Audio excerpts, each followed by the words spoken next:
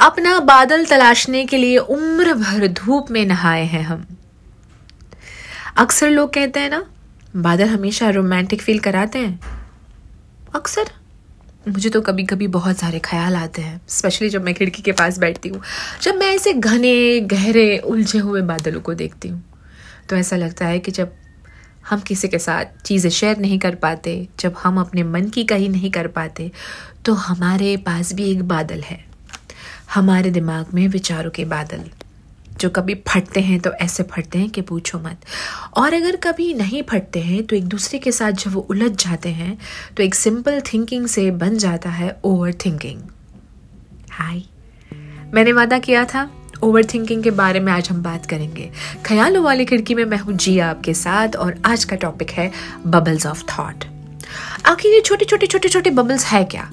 जब हमारा दिमाग बार बार एक ही एक चीज के बारे में सोचता रहता है, ना किसी से कुछ शेयर करना चाहता है, ना किसी को कुछ बोलना चाहता है, तब शुरू होता है हमारे विचारों का युद्ध खुद के साथ, और यहीं से जन्म होता है ओवर थिंकिंग का। आपको ये जानना बहुत जरूरी है कि ये ओवर थिंकिंग होता कैसे है, ये शुरू कैसे होता है। You know what, I personally feel कि ये हमारे दिमाग का एक कॉन्फ्लिक्ट फेज है, जिसमें कंफ्यूजन है, इनसिक्योरिटीज है, हम जो सोचते हैं उसके बीच का डिस्कम्फर्ट है। ये हम खुद कन्विंस नहीं है हमारी सोच के साथ, हमारे विचारों के साथ। हमें करना कुछ और है, हम सोच कुछ और रहे हैं, हम बोल कुछ और रहे हैं। ये तीनों चीजों का आपस में कोई तालमेल नहीं है, और इसीलिए वहीं से शुरू होता है ये ओवर थिंकिंग। सबसे पहला एंड इम्पॉर्टेंट, ओवर थिंकिंग से बचने के लिए आपको एक चीज करनी ही पड़ेगी। आप जो सोचते हो वो ही बोलो। इससे बहुत बड़ी चीज होगी, आपके दिमाग में क्लैरिटी आएगी कि आपको जो करना है उसके बारे में आपको दिमाग को पता है, और जब दिमाग को पता है तो आपके सारे एक्शंस उसी डायरेक्शंस में जाएंगे। पता है, हमारे कई सारे फ्रेंड्स कहते हैं आजकल पता नहीं मेरा ध्यान किधर रहता है, मैं चीजें भूलता जा रहा हूँ, मुझे डेट्स याद नहीं रहते, क्योंकि वो लोग बहुत ज्यादा ऐसी चीजें करते जिसमें ना ही उनके दिमाग का सिंक है, ना उनके बोलने का, ना उनके काम करने की शक्ति।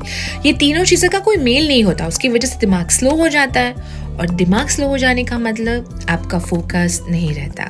आप जो चीज़ हासिल करना चाहते हो उसमें टाइम लगता है, आपको बहुत मेहनत करनी पड़ती है उस चीज़ को बनाने के लिए, उस पर फोकस करने के लिए।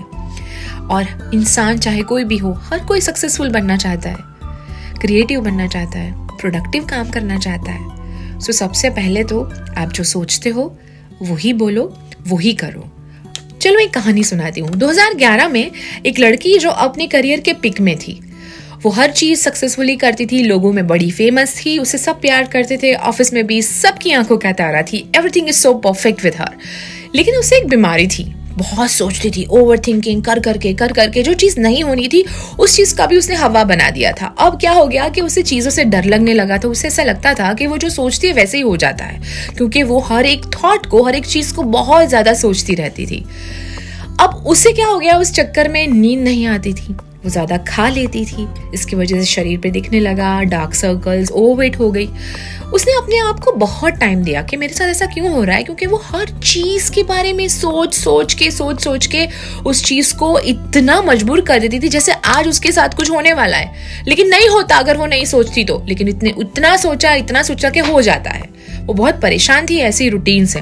अचानक उसे क्लाइंट को मिलने जाना होता है, तो वो एक कैफे में जाती है, क्लाइंट से मिलती है। अब वो जो क्लाइंट होता है उस बंदी से काम करवाना है, उसे एक इवेंट होस्ट करवाना है, तो सारी डिटेल्स लिख रहा है कि अच्छा आप ऐसा करेंगी, पॉइंटर्स बताइए, आप क्या बोलेंगी, गेस्ट के साथ आप कैसे इंट्रोडक्शन, तो वो सारी चीजें शेयर कर रही है अपने एक्सपीरियंस के हिसाब से, और वो बंदा सब कुछ जॉट डाउन कर रहा है। तो वो चिढ़ जाती है कि आप ये क्या लिख रहे हो, मैं एक स्पॉन्टेनियस होस्ट हूँ, वहां पे जब भी होगा तो मैं स्पॉन्टेनियस बोलती हूँ, आप ये सब लिखिए मत। तब वो क्लाइंट कहता है कि मुझे तो पता चलना चाहिए ना, मैं तो क्लियर रहूं, मेरी थिंकिंग, मेरा क्लैरिटी ऑफ थिंकिंग होना चाहिए। मैं नहीं चाहता कि मैं उस वक्त क्लूलेस हो जाऊं। मैं आपको जिस चीज के लिए बुला रहा हूं, कम से कम मुझे वो जॉट डाउन करके क्लियर करना जरूरी है, ताकि मैं अपने थॉट में क्लियर रहूं। और ये बात उसे बहुत अच्छी लगी। वो घर आई और रात को उसने एक बुक में लिखा कि वो क्या चाहती है, उसे क्यों डर लगता है, उसके सारे विचार, उसका रूटीन। धीरे धीरे उसने डायरी लिखना शुरू किया। और धीरे धीरे ऐसी हालत हो गई कि वो हर अच्छी चीज बुरी चीज सब लिखने लगी। किसी ने उसके साथ बुरा किया या उसने किसी के साथ कुछ किया, वो सब कुछ लिखने लगी, सब कुछ अच्छा बुरा सब कुछ लिखती रही। और अब ऐसी हालत है कि वो आपके सामने how to overcome from overthinking के वीडियोस बना रही है।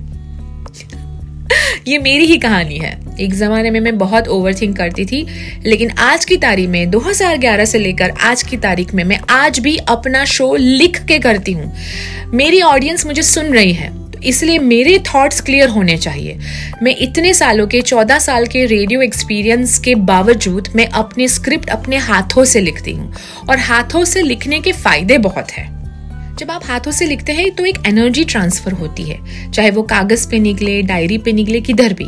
कागज के अंदर भी तो एनर्जी होती है। जब आप लिखते हो तो आपकी सारी एनर्जी उसमें ट्रांसफर हो जाती है। सो 2 फायदे होते हैं। आपका मन हल्का हो जाता है, कहीं पे तो निकला, और उस चीज को लिखने की वजह से आपका स्ट्रेस रिलीज हो जाता है। सो लिखिए आप। अगर आपको ओवरथिंकिंग से बचना है तो लिखो। उसने आपके मैसेज का रिप्लाई नहीं किया, लिखो। आपके बॉस ने आपको डांटा, लिखो। आपको गुस्सा उस पे आया, वो भी लिखो। आपको गाली बोलनी है, जो भी भड़ास निकालनी है, सब लिखो। लिखते रहो। इससे एक चीज बहुत हो जाएगी शार्प, क्लैरिटी ऑफ थिंकिंग। आपके थॉट्स जितने क्लियर, आपका दिमाग उतना शार्प, और जितना दिमाग शार्प उतना दिमाग क्विक, हैप्पी, एंड आपके सारे हार्मोन्स भी हैप्पी। आप जितना लिखेंगे इससे जल्दी बाहर आएंगे। आफ्टर ऑल ये विचारों की जर्नी आपकी है। आप उससे लिखे सारे बम्पर्स हटा रहे हैं ताकि आपकी जिंदगी और आपके विचारों का रास्ता स्मूथ रहे। अगर अभी भी हमने ओवर थिंकिंग को नहीं रोका तो आगे जाके हमें भूलने की बीमारी हो सकती है, हमारा फोकस हट सकता है, रिलेशनशिप पे असर पड़ सकता है। लोग शायद ऐसे समझ सकते हैं कि ये क्या पागल हो गया है, ये क्या स्ट्रेस में रहता है। मल्टीटास्किंग कम करो। मल्टीटास्किंग ज़्यादा करने की ज़रूरत नहीं, स्पेशली फॉर फीमेल। वो लोग आगे जाके बहुत सारी चीज़ें भूल जाते हैं। हर चीज़ एक टाइम पे करने की ज़रूरत नहीं है। हमेशा परफेक्शन का कीड़ा मत रखो। आई थिंक ये भी तो एक टॉपिक है। मुझे बहुत अच्छा लगा जिन जिन लोगों ने मुझे ओवरथिंकिंग के बारे में वीडियो बनाने के लिए कहा था। आई होप कि आप लिखेंगे और आपका ये ओवरथिंकिंग का जो प्रॉब्लम है ये स्लो डाउन हो जाए और आप क्रिएटिवली बहुत सारी चीज़ें कर पाओ। टिल द नेक्स्ट टाइम, जिया के साथ नहीं जिया तो क्या जिया।